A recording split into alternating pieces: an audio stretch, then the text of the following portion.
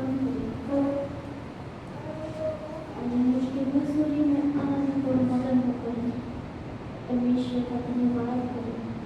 हमारे जीवन को उसके हाथों में सौंप दें और खुदा से कहें कि मेरे मन में तू ही हो, मेरे जीवन में तू हो, मेरे होठों पे तू ही हो। केवल हमारे जीवन से उसी को महिमा मिलने पाए, हमारे जीवन से उसी की आराधना होने पाए, क्योंकि वो ही आदर के योग्य परमेश्वर है, वही महिमा के योग्य परमेश्वर है।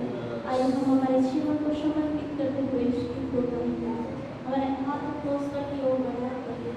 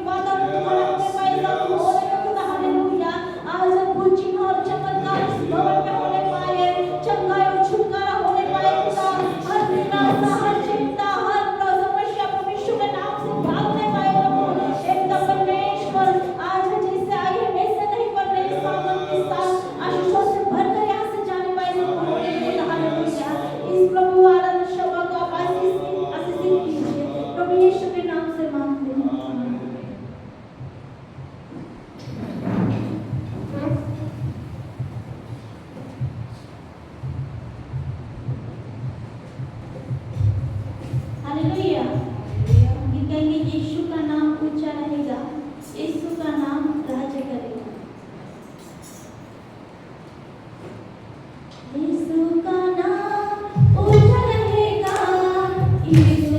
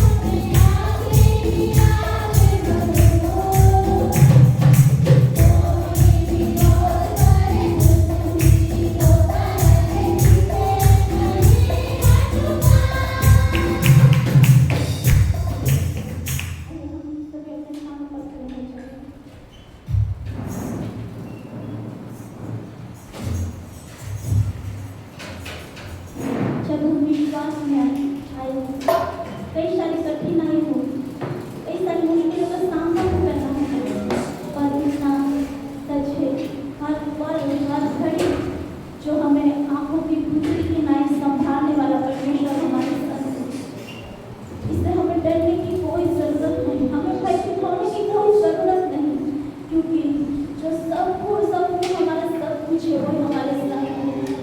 कोई बड़े परमेश्वर जो हर पल हमारी सुधि लेता है, हमें संभालता है, वो हर घड़ी हर पल हमारे संग है, जो कभी भी निद्रावश नहीं होता, जो कभी भी सोता नहीं, वो परमेश्वर जो आकाश और पृथ्वी का सृजनहार, जो हर घड़ी हम पर नजरें लगाए रहता है, हमें वो अपनी आंखों की पुतली लाए, वो हमें संभालता है। यस, जब हम हमारे जीवन के प्रति बेदरकार होते हैं, तब भी वो कभी भी हमें छोड़ता नहीं, कभी वो हमें भूलता नहीं, पर हर घड़ी हर समय जो वो हमारी माता से भी बढ़कर वो हमें प्रेम करने वाला परमेश्वर है। आइए हम उसके जब हमने उसके पीछे चलना शुरू किया है, तब हम अंत तक प्रतिफल पाने तक हम उस पे बने रहे और हमारी इस दौड़ को विश्वास योग्य होकर हम निभाने पाए, दौड़ने पाए। इस सामर्थ को प्रभु से हम मांगेंगे। आइए हम मिलकर गाएंगे, यीशु ने हमें छुड़ाया है शैतान की जाल से, यीशु ने हमें बचाया है पापों की जाल से। आइए हम मिलकर आत्मा से भर कर इस गीत को गाएंगे। यीशु ने हमें छुड़ाया है पापों की जाल से, यीशु ने हमें बचाया है।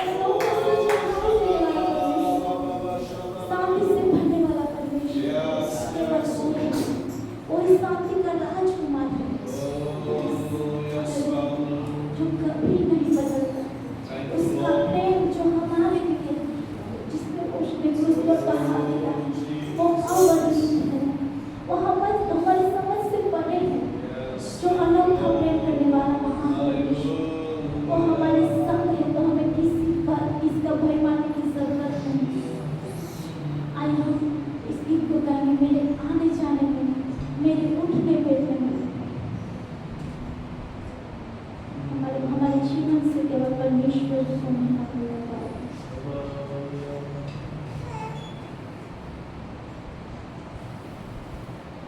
मेरे आने जाने में, मेरे उठने बैठने में, मेरे बोलने करने में, मेरे देखने सोचने में, मेरे आने जाने में, मेरे उठने बैठने में, मेरे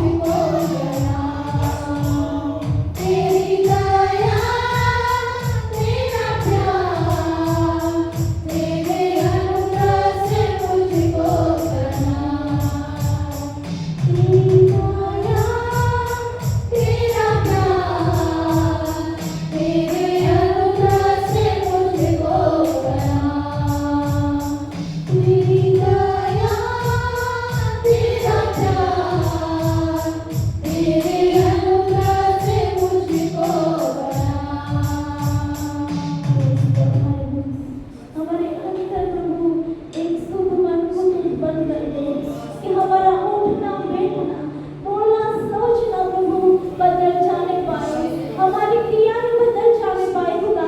पिता परमेश्वर इसे तू हमें बदल दे खुदा। हालेलुया। अपने पवित्र आत्मा की आग से पिता परमेश्वर ऐसी सारी चीजें जो हमने आपसे दूर करती है उसे भस्म कर दे कि हमारे अंदर शुद्ध मन बदल करने पाए प्रभु। पिता परमेश्वर तू कितना भला परमेश्वर है, हमारे जीवन की हर परिस्थिति में तू हमारे संग रहता है, हमें संभालता है प्रभु। हालेलुया। पिता परमेश्वर आपके अगाध प्रेम के लिए धन्यवाद प्रभु। पिता परमेश्वर हम भी जिससे आप प्रभु जगत का उजाला हो प्रभु, हम भी प्रभु पिता परमेश्वर हमारे जीवन के द्वारा हम प्रभु प्रभु ज्योति फैलाने पाए प्रभु, हम भी प्रकाशित होने पाए प्रभु। पिता परमेश्वर हम प्रभु एक ढके हुए दिए की नाई नहीं पर प्रभु जो प्रभु हालेलुया ऊपर उठाए हुए दिए की नाई जो प्रभु उजाला फैलाता है विषय बनने पाए खुदा। हालेलुया।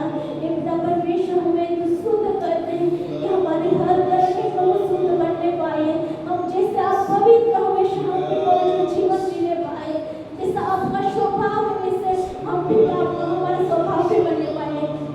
इसलिए प्रभु हमें तू तैयार कर खुदा, जैसा तू चाहे वैसा तू हमें बना खुदा कि हम प्रभु हालेलुया आपके लिए उपयोगी पात्र बनने पाए प्रभु। पिता परमेश्वर आप हमें उपयोग कीजिए कि हम इस जग के अंधेरे में एक ज्योति की नाई हम चमकने पाए प्रभु। हालेलुया। पिता परमेश्वर हमारे जीवन को हम आपके हाथों में सौंपते हैं। आइए हम बच्चों के लिए प्रार्थना करेंगे, फिर मुझे प्रार्थना करेंगे।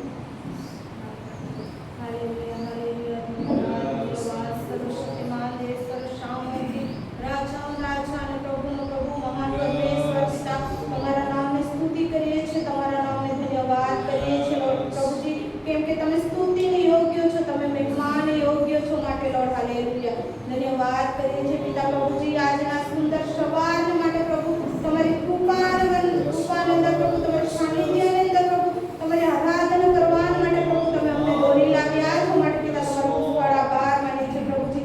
બસ સમયની અંદર પ્રભુ તમારી ઉપસ્થિતિ તમારી સંગતિ તમારી કૃપા તમારો અનુગ્રહ પ્રભુ અમારા મધ્ય હતો માટે ધન્યવાદ કરીએ છીએ લોર્ડ હાલેલુયા પ્રભુજી, કેમ કે પ્રભુજી તમે જીવી છો પ્રભુ, તમે મુક્તિ પર વ્યવહાર થનાર પરમેશ્વર છો લોર્ડ હાલેલુયા પ્રભુજી ધન્યવાદ કરીએ છીએ પ્રભુ આજની આ સુંદર આરાધના માટે પ્રભુ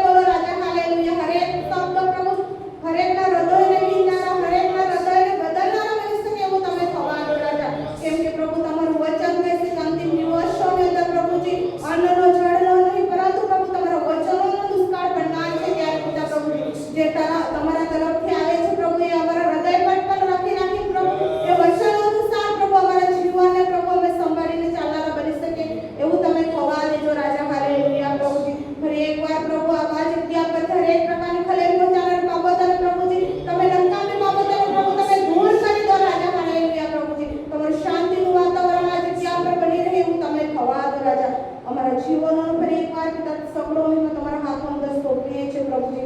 સંપૂર્ણ કરજો પ્રભુ તમે આગળનું કાર્ય અને તો પ્રભુ તમે દોરો તમે ચલાવો તારા પ્રભુ શ્રી નામ દર માંગીએ છીએ. આમેન.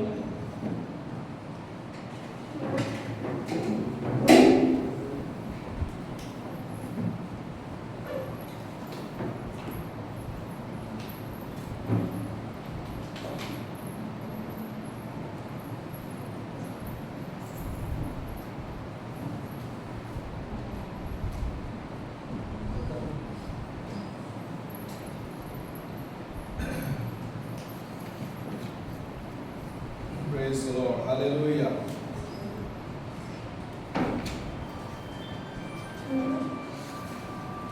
So, यीशु मसीह के नाम से मैं आप सबका स्वागत करता हूं आज सुबह।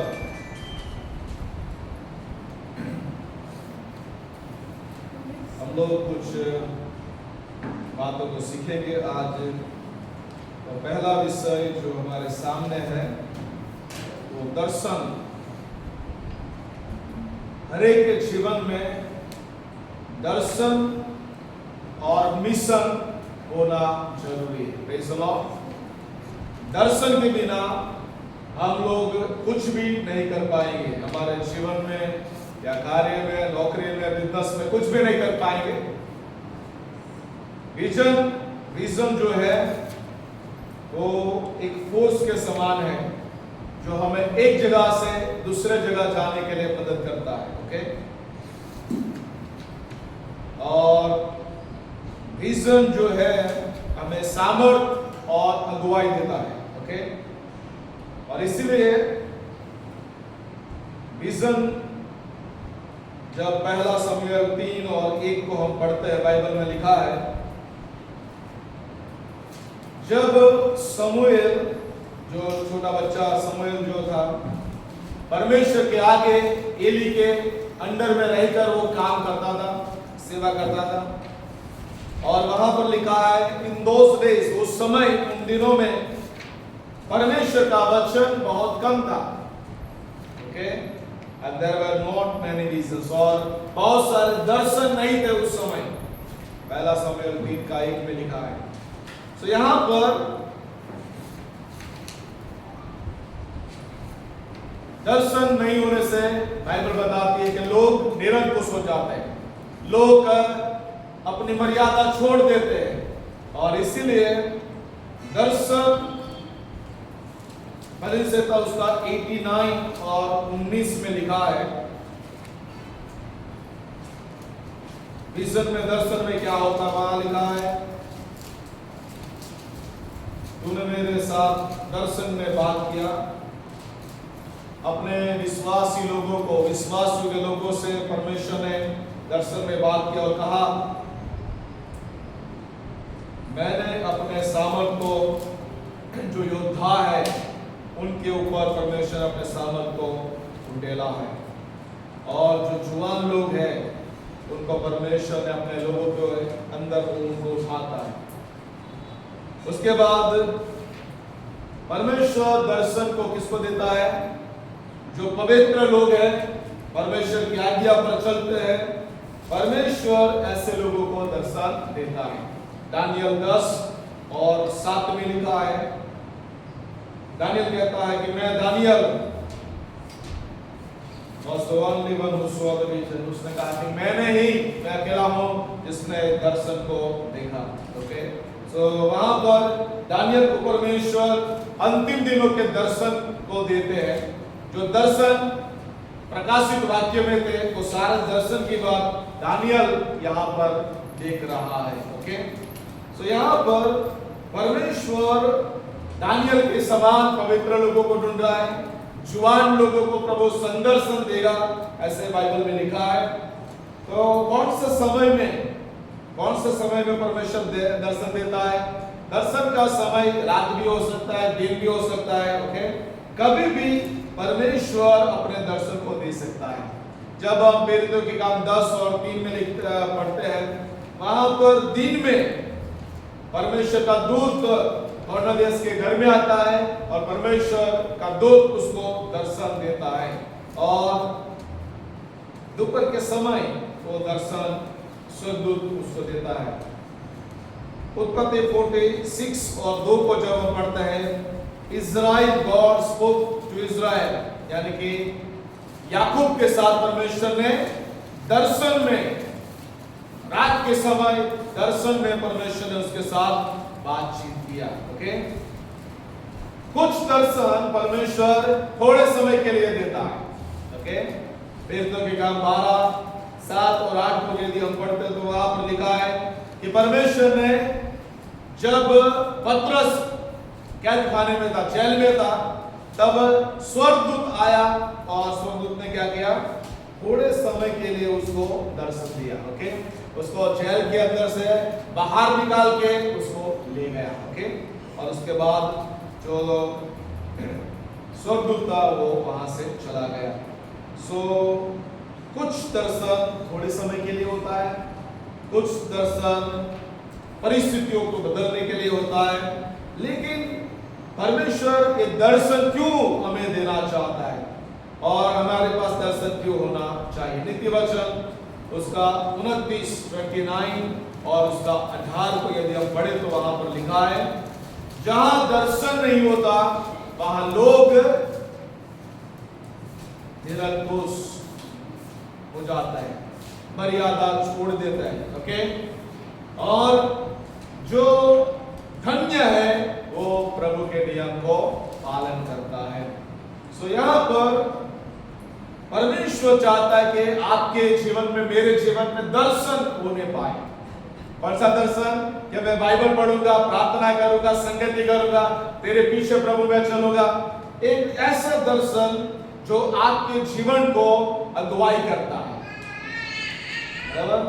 ऐसा दर्शन जो हमें क्या करता है, बोझ देता है प्रार्थना करने के लिए, वचन पढ़ने के लिए, संगति करने के लिए, कलीसिया में आने के लिए, परमेश्वर के राज्य को देने के लिए।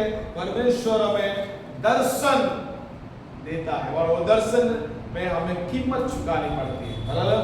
और इसीलिए जब बाइबल के बहुत सारे अगुओं को जब हम देखते हैं उनके जीवन को, तो उन्होंने दर्शन के लिए कीमत को चुकाया। ओके, प्रभु जब दर्शन देता है उसके लिए हमें कीमत चुकाना पड़ता है।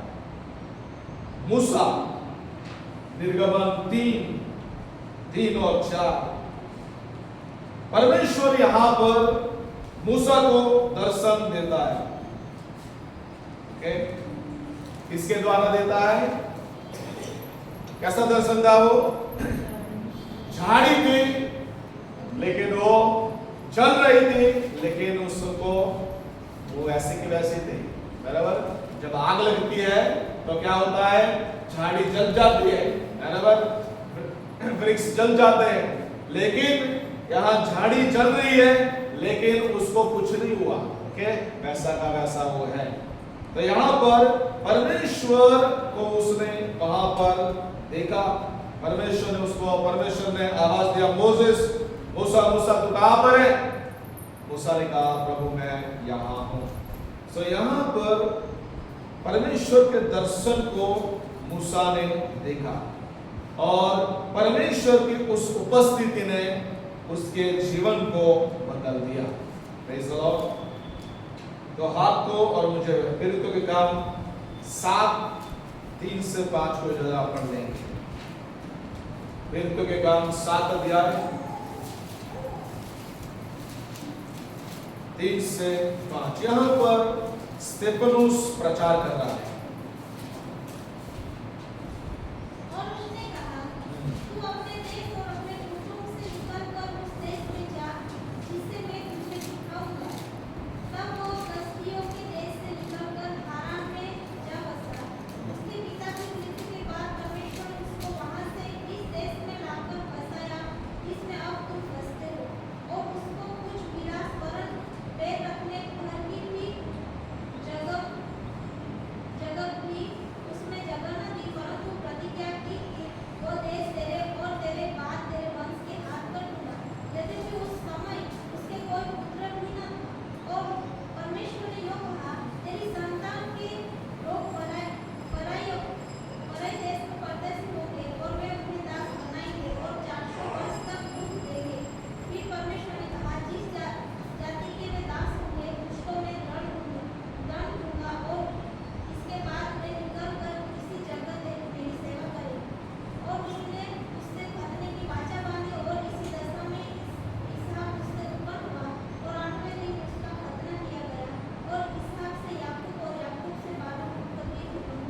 तो जैसे यहाँ पर अब्राहम के बारे में लिखा है, ओके।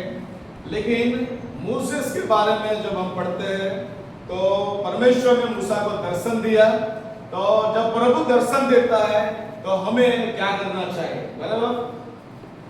दो दर्शन की बात है, बराबर। एक तो जब हम उत्पत्ति में जब पढ़ते हैं, परमेश्वर किसके पास गया, आदम के पास गया, ओके। और आदम को पूछा कि आदम तू कहाँ है, बराबर। और जब यशाया के छठवें अध्याय में हम आते हैं तो वहां पर परमेश्वर दूसरा प्रश्न करता है कि मेरे लिए कौन जाएगा, ओके। तो यहाँ पर एक तरफ परमेश्वर एक प्रश्न करता है, आदम तू कहाँ है, और एक तरफ यशाया में परमेश्वर प्रश्न करता है कि मेरे लिए कौन जाएगा, ओके। तो यहाँ पर जब यशाया ने दर्शन को पाया और यशाया ने कहा कि प्रभु मैं उपलब्ध हूं, क्या कहा परमेश्वर को कि परमेश्वर मैं उपलब्ध हूं। जब प्रभु हमें दर्शन देता है तब मूसा के समान कई बार हम क्या करते हैं, बहाना बनाने लगते हैं, मतलब प्रभु को कहते हैं प्रभु मैं बोलना नहीं चाहता, प्रभु मेरे को लैंग्वेज भाषा नहीं बोलना आता, प्रभु मैं कमजोर हूं, ओके। तो कई सारे बहाने हम परमेश्वर के आगे बनाते हैं। लेकिन परमेश्वर मूसा को जब दर्शन दिया वो चाहता था कि यशाया की समान वो उपलब्ध रहे। परमेश्वर को कह रहे कि प्रभु मैं यहाँ पर हूँ, तो मुझे भेज, ओके। तो यहाँ पर दूसरा व्यक्ति जिसको परमेश्वर ने दर्शन की बातें किया वो था अब्राहम। उत्पत्ति 12 अध्याय 1 से 3 में जब हम पढ़ते हैं, और यहाँ पर हमने स्टेप के मैसेज में पढ़ा कि परमेश्वर ने जब अब्राहम को दर्शन दिया तो परमेश्वर ने दर्शन में क्या बोला, उसको अपने देश को छोड़ना है, ओके। फिर क्या है, अपने लोगों को छोड़ना है, अपने तीसरा है अपने जो पिता का जो परिवार है